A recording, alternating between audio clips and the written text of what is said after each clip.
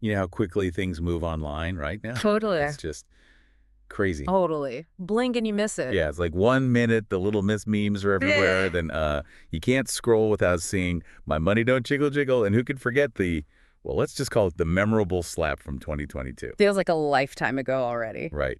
It really shows how these online trends, especially on social media, just explode and then poof, they vanish just as fast.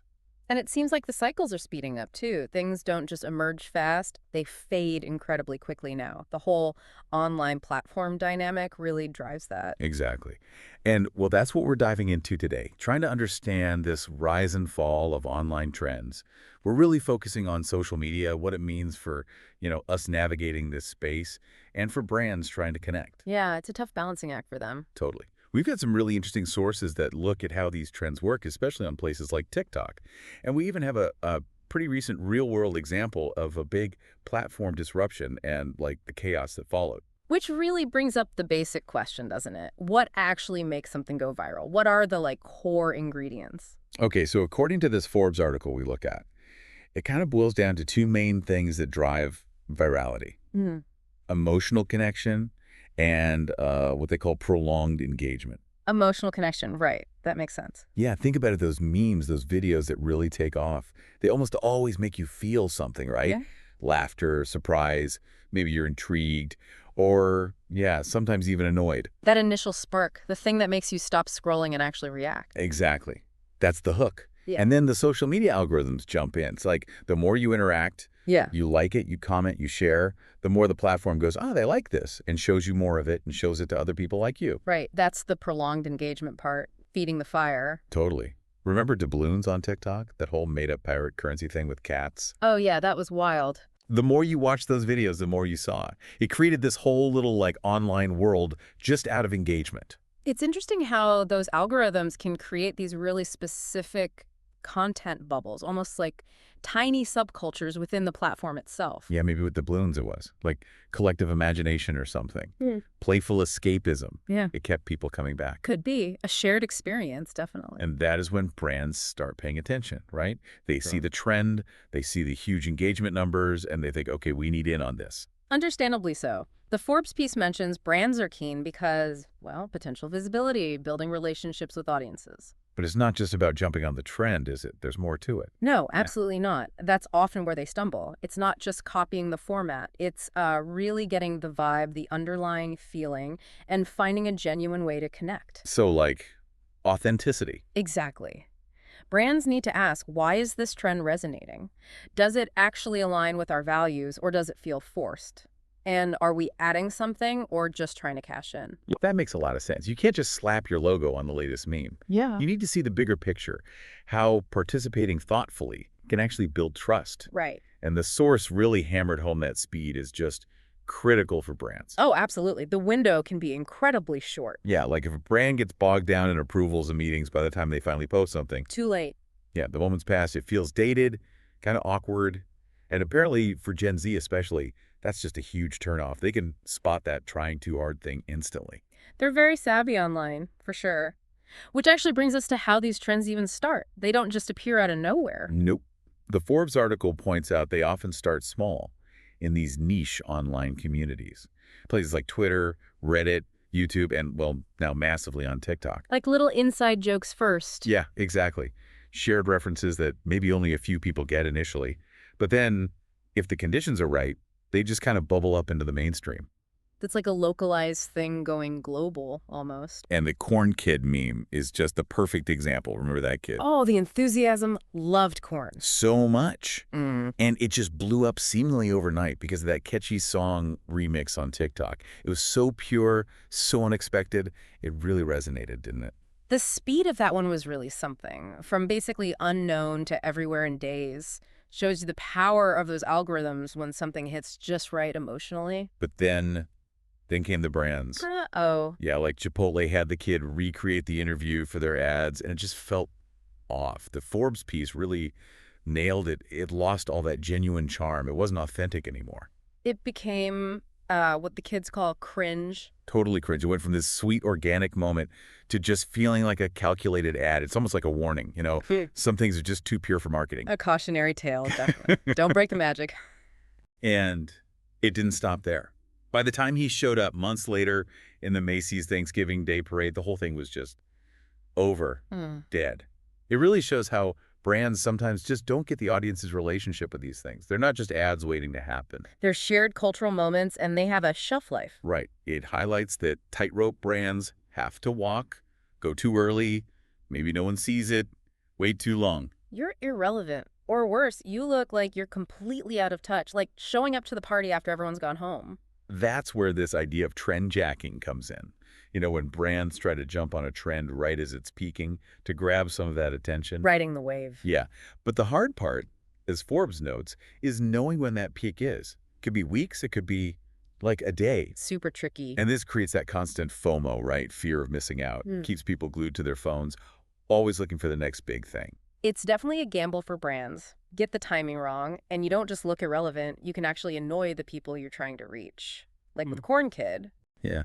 And it's also crucial for brands to get that not every trend is right for them. And not every platform is right either, even for reaching Gen Z. Right. The source pointed out that while, yeah, they participate in trends, what they often value even more is authenticity, real connection. And they'll find that connection wherever it is. Exactly. They might look beyond the big social media platforms to more niche places, vertical platforms for specific interests, or even, kind of surprisingly, establish news sources for more depth. So the advice for brands is really focus on building relationships authentically in a way that fits your brand. Maybe that involves memes, maybe it doesn't. Don't force it. Right. Force just never works. Yeah. Okay, so trends are fast, emotional, timing is everything. Let's switch gears a bit and talk about the platform that's become such a powerhouse for trends lately, TikTok. Ah, yes, TikTok. Impossible to ignore its impact. Definitely. Both Forbes and this other really great piece from Green Book highlight how huge TikTok has become in launching and shaping trends. It really has become a dominant force, especially in shaping youth culture online. So just for anyone who isn't maybe super familiar, TikTok is basically a short-form video platform, and it has just exploded, especially with younger people. Mm-hmm. The Green Book article says 41% of its users are between 16 and 24. That's huge. It makes it the most youth-focused social platform out there. That demographic concentration is absolutely key to its influence on trends. It's a culture shaped by and for young people. And it works really differently than, say, Facebook or Twitter. It's all about the video. Short, punchy videos. Text is way less important, according to Green Book. Yeah, it's a very visual, immediate experience. That format is just incredibly well suited for trends spreading quickly. Easy to watch, easy to share, easy to mimic. It's interesting how we got here, though. The Green Book piece gives a quick history lesson. Starts way back in the 80s with those old online communities, BBS systems. Mostly tech folks back then. Right. Then the internet takes off in the 90s, and the mid-2000s hit with that boom. MySpace, Facebook, YouTube, Twitter, kind of setting the stage for something like TikTok. Yeah, it's been this constant evolution towards more visual, faster communication. TikTok feels like a big step in that direction. And TikTok's own story is pretty interesting. Green Book says the Chinese company ByteDance launched an app called Douyin in China in 2016. Huge hit there, right? Instant hit, especially with young people.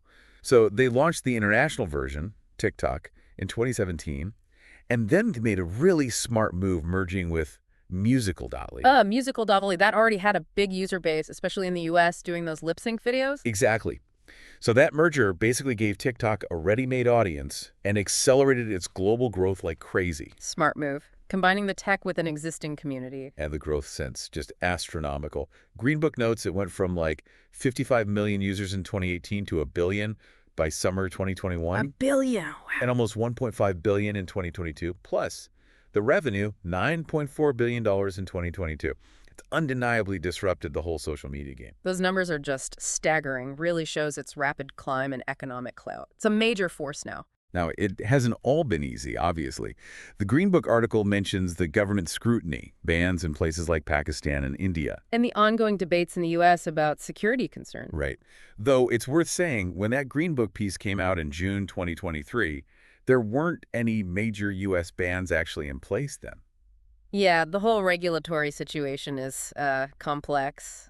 And still evolving, lots of geopolitics involved. But despite all that, it just keeps growing. Why? Greenbook points to a few things. That quick, flashy, catchy video format that works for shorter attention spans, Definitely hooks you in. and the fact that influencers can make serious money through the platform's algorithm and its creator fund. Yeah, the platform design, the algorithm, it's just incredibly good at grabbing and keeping attention, especially for that younger demographic. So, okay, how can brands actually use this? The Green Book article talks about the algorithm, especially the For You page, the FYP. Right, the personalized feed. It basically learns what you like based on what you watch and interact with, kind of like YouTube's recommendations. Which means brands have this potential way to reach really engaged audiences who are already interested in certain things. And the article gives some cool examples of brands killing it on TikTok.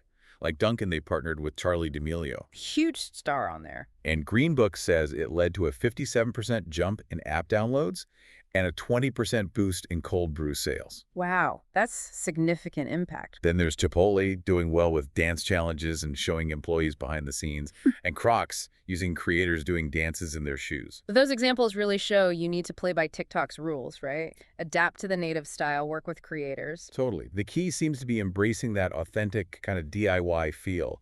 Marketing often comes straight from the brands, showing a more human side, or through creators who actually like the product. It's less about polished ads. Yeah, traditional advertising doesn't really fly as well there. And Green Book also mentions the Creator Fund, which incentivizes creators to make content that fits that youth-focused vibe.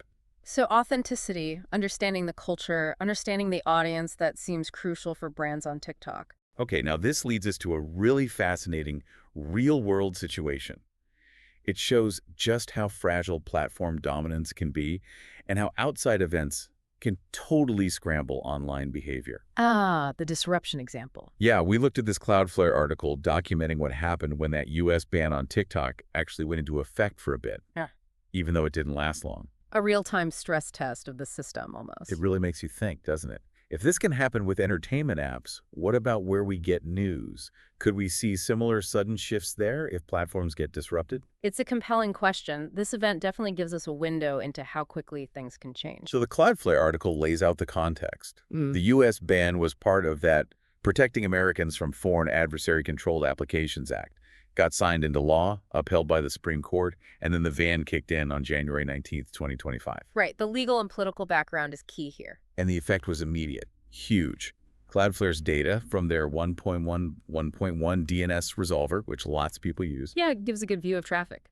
it showed DNS traffic to TikTok domains in the U.S. just plummeted, down by as much as 85% compared to the week before. Started right after 10:30 p.m. Eastern on January 18th. 85%, that's massive. It hit other ByteDance apps too, like CapCut, the editing app. So basically, way fewer people were even trying to access TikTok. That DNS drop is a really clear sign of the ban's direct impact on access. The whole thing was really fluid. The shutdown lasted about 14 hours. Then TikTok announced service was starting to come back after getting some assurances. Right, there was some back and forth. DNS traffic did start to recover a bit after that, but it stayed really low for hours. Even traffic from ByteDance's own network in the U.S. to Cloudflare dropped massively. Interesting. The recovery wasn't instant or smooth. And what's really interesting is that even when TikTok was back online, that traffic from ByteDance's U.S. network never quite got back to where it was before the shutdown. Suggests they might have started using different ways to route traffic, maybe, as a response? Could be. Maybe finding workarounds or alternative solutions. But here's the really telling part. While TikTok traffic tanked, What happened elsewhere? DNS traffic for alternative platforms shot up, especially this app called Rednode. It's also known as Xiaohongshu or Little Red Book. Okay. In the U.S., Cloudflare saw its traffic jump by up to 74% almost right away, and the daily peak on January 19th, it was 291% higher than the week before. Wow. So users immediately started looking for replacements. Exactly. Shows how fast people adapt when a major platform goes down, even temporarily. They want that kind of service. That's a huge surge. Demonstrates real demand shifting on a dime. And it wasn't just in the U.S. Cloudflare saw big spikes for these TikTok alternatives all over the world. Mexico, Brazil, France, Germany, Canada. So the ripple effect was global. Yeah, some increases were insane, like a 1,200% jump in Mexico on January 19th. really shows how connected these online ecosystems are. Definitely underscores that interconnectedness. An event in one place has impacts everywhere. And this all matched up with data showing apps like RedNote climbing the download charts in the app stores during that time. It just hammers home how quickly and dramatically online behavior can shift because of unexpected events. It's a really powerful, real-world example of just how fluid the online world is. Platform dominance isn't necessarily permanent. So let's try and wrap this all up. We've seen that online trends are these super dynamic beasts, right? Driven by emotion, by engagement. Yeah, and the algorithms play a massive role in fanning the flames and shaping how they spread. And for brands, it's all about being agile, really understanding the culture behind the trend. Otherwise, you risk looking inauthentic. Absolutely. Authenticity and timing are key to connecting properly. TikTok, well, it's clearly become a central hub for trend creation, especially for younger people. Offers huge opportunities for brands, but also big challenges that they don't get the platform's vibe. Right. It demands a specific approach that resonates with its users. And finally, that TikTok ban example. It just vividly shows how fast things can change.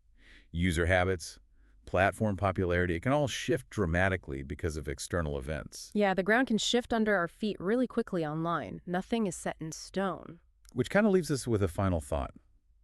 If these dynamics, the speed of trends, the potential for platforms to suddenly shift or be disrupted, affect social media and marketing so much, how else might they be influencing our online lives? Like news consumption. Yeah, or how online communities form or even fall apart. What does this potential instability of major platforms mean for how we connect, how we get information going forward? That's a really big question. Definitely something worth thinking more about.